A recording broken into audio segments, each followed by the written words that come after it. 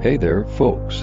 Welcome back to our channel. Today, we're diving into a fascinating topic from the Book of Enoch, the story of Archangel Michael and the wives of the fallen angels. This wild tale is sure to pique your curiosity and raise some big questions. So, the Book of Enoch tells us about fallen angels who rebelled against God and took human women as wives. These unions produced the Nephilim, giant, powerful beings. But what happened to the wives? Enter Michael, God's mighty archangel. According to the text, Michael was sent to deliver divine judgment. The fallen angels were bound and imprisoned, but the wives faced a chilling fate. Some ancient interpretations suggest they were transformed into sirens, mysterious, seductive beings cursed to lure humans astray as punishment for their role. This story raises big questions. Was this justice or something else? Why such a dramatic transformation? The Book of Enoch doesn't give all the answers, but it paints a vivid picture of divine order and consequences. What do you think about this story? Drop your thoughts in the comments. The Watchers have fallen. They have taken wives of mortal women. Their transgression is known. Their offspring, the Nephilim, wreak havoc upon the earth. Humanity cries out. Justice will be served. Go, Michael. Restore order. Judge the Watchers and deal with their monstrous progeny. Show mercy where it is warranted, but do not waver. The balance must be restored. It shall be done, Creator. Michael, you cannot. We were driven by love. Love, you abandoned your duty, corrupted the mortal realm. Your love is a perversion. Have mercy. There is no mercy for the corruptors, only judgment. Your reign of terror ends now. You consorted with the fallen. You bore abominations. We were promised power, eternal life. We were deceived. Your punishment will be to live with the knowledge of what you have wrought, to see the world rebuild from the ashes of your choices. Your names will be spoken only in whispers, a warning against forbidden desires.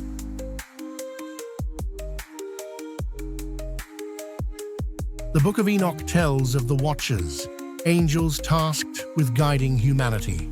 Radiant and powerful, they were meant to ensure mankind's harmony with the divine order. But their divine mission faltered. They gazed upon the beauty of human women. Have you not felt it? This pull, these mortal women, they stir something within me I cannot deny. It is forbidden, Shemihaza. We are meant to observe, not to interfere. Interfere or embrace? Are we not beings of free will? Why should we deny ourselves this experience? The Creator entrusted us with a sacred duty. A duty that stifles us. I say we make a pact. We descend to earth. We take wives of these women. We claim what we desire. What of the consequences? We will face them together. We are watchers. We are strong. Who stands with me? But why? We have everything in heaven. Why risk eternal damnation for this? Don't you feel it? The endless cycle. Observation, obedience, eternity. It's a gilded cage. We were created for a purpose. To serve. To serve, yes. But are we not also beings of thought, of feeling? Are we simply to be puppets on strings, forever denied the vibrant tapestry of existence? Tapestry. They are flawed, imperfect. Exactly. That is their allure. Their flaws make them real. Their imperfections are their beauty. They feel joy, sorrow, rage, love, with a passion we can only observe. I yearn to know that passion. This is madness. Is it? Or is it the awakening of something long dormant within us? Perhaps the Creator, in His infinite wisdom, instilled this longing within us for a reason. We are not malicious. We do not seek to destroy. We simply desire to experience. To live, truly live, for a fleeting moment before returning to our eternal duty. To taste the fruit of free will, even if it is forbidden. But know this, once we cross this threshold, there is no turning back. We unravel the natural order. We risk everything. Are you with me? And the mortal women, what do they get from this? Everything they desire. In the village below, two women stand at the crossroads of destiny. Ada, have you seen the lights in the sky? Another omen, another bad harvest to come. No, Ada, these are different. They are beautiful, and they move with purpose, like falling stars, but brighter, stronger.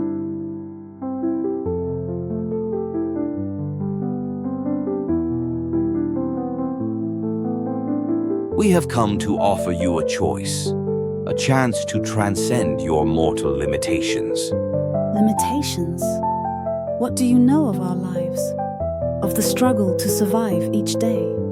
We know you are capable of more. We see the fire within you, the desire for something beyond this hardship. What do you offer? Knowledge, power, significance. We can teach you the secrets of the heavens, the arts of creation and destruction. We can protect you from the evils of this world and grant you a place beside us in eternity. What is the price? Only your devotion, your willingness to embrace the new world we offer. What do you think? It's madness. But what if they're telling the truth? What if we don't have to live like this anymore? You speak of devotion. What does that entail? We ask only for your trust, your willingness to learn, to see the world as we see it. Are you certain they are ready? The choice is yours. Embrace the power we offer, or remain in the darkness. And if we refuse? Then you will remain as you are, ignorant, vulnerable, and ultimately irrelevant. We are not irrelevant. Then prove it. Prove it how? By accepting our gift, by allowing us to guide you, to elevate you. And what happens then? What will we become? More than you can possibly imagine. Azazel, perhaps we should reconsider. Silence, Ramiel. This is their choice. What of children? If we were to join you? Children are a natural consequence of union. Powerful unions create powerful offspring. Offspring? What kind of offspring? Children unlike any you have ever seen. Beings of immense strength, destined for greatness. Azazel, enough. But it's too late.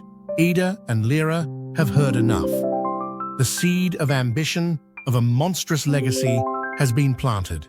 But it's too late. The seed is planted. The chaos unleashed by the Nephilim and their angelic parents reached the heavens. Please, we beg you, save us.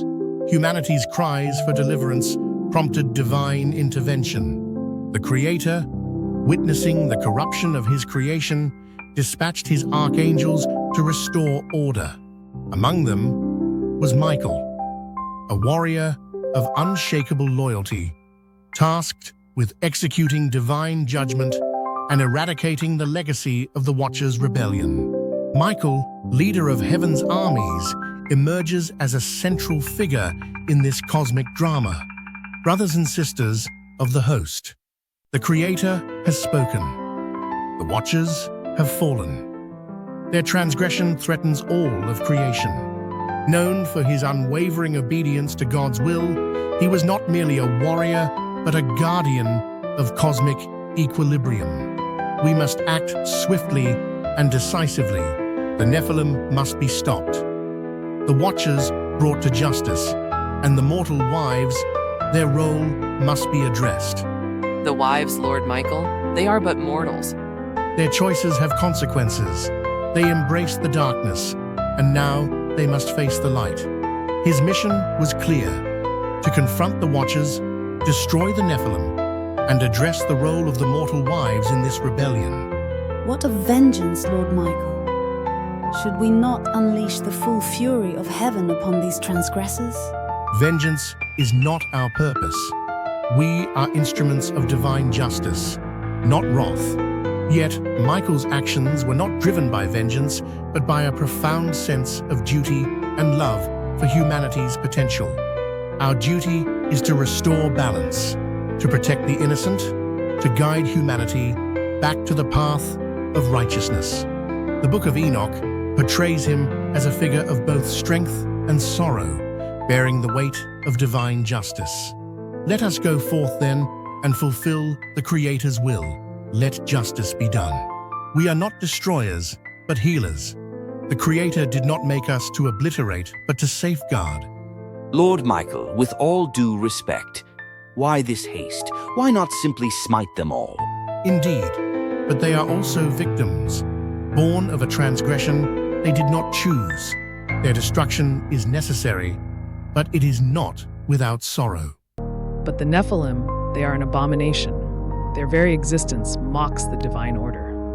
The Watchers, they yearned for something they were forbidden, a connection to the mortal realm, a taste of human experience. Their longing led them astray. And the wives, they willingly embraced the darkness. Perhaps, or perhaps they were blinded by love, by the promise of power. They made their choices, and they must face the consequences. But we must not forget their humanity, their frailty. This is not a simple matter of good versus evil. It is a tapestry of rebellion and consequence, of longing and loss. We must act with justice, but also with compassion.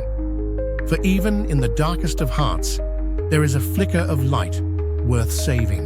Watchers, you have forsaken your duty.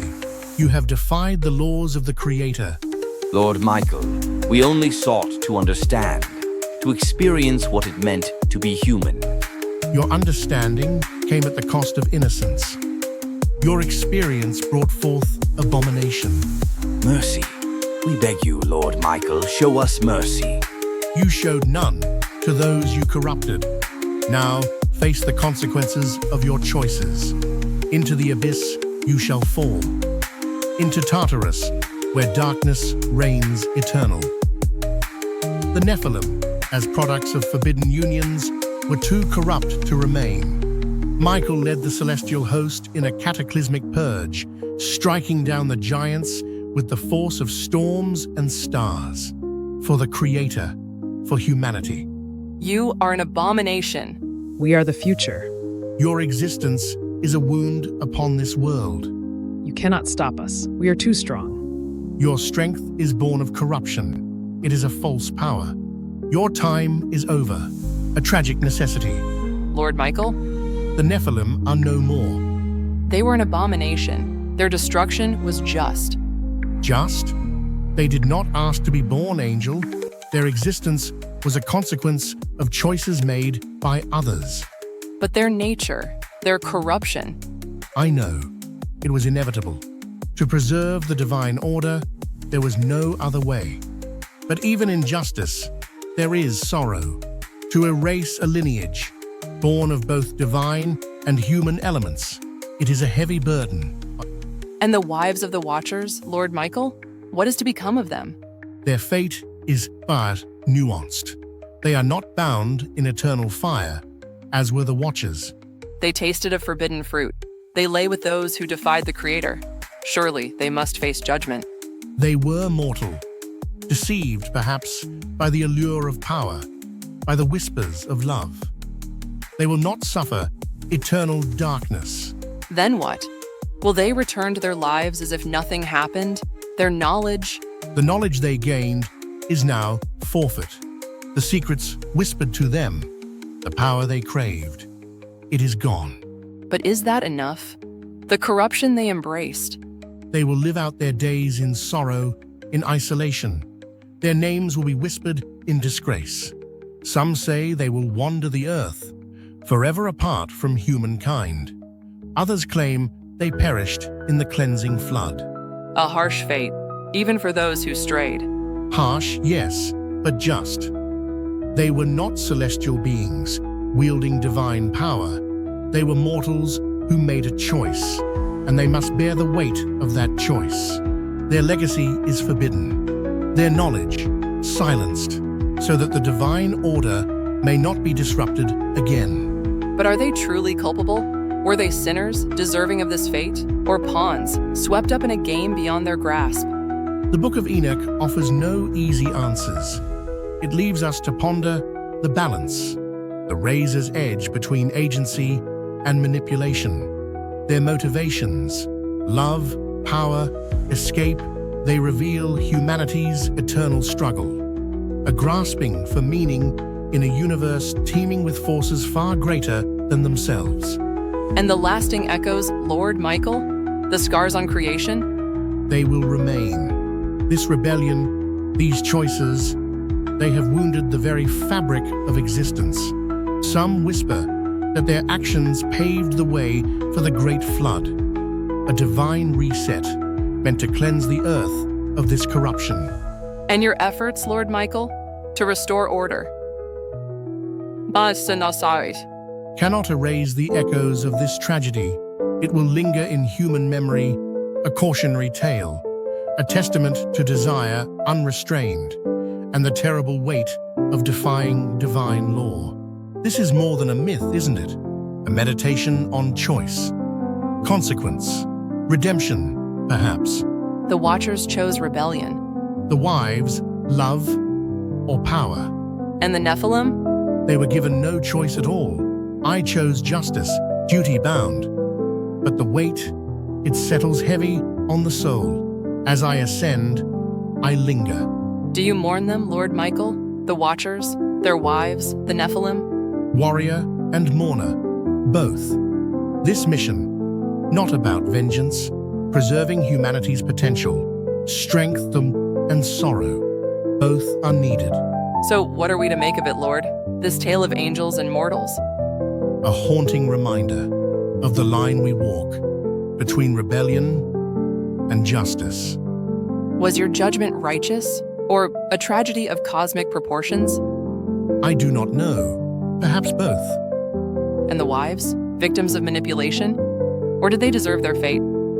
Enoch offers no easy answers. We are left only to question, to explore the boundaries of motivation, human and divine. If faced with such choices, what would we do? Chase forbidden knowledge, or stand resolute against temptation? Let this story linger then, a testament to the power of ancient words, to challenge, to inspire, to provoke. And if you enjoyed this deep dive, don't forget to hit that like button and subscribe for more fascinating content. Until next time, stay curious and keep exploring.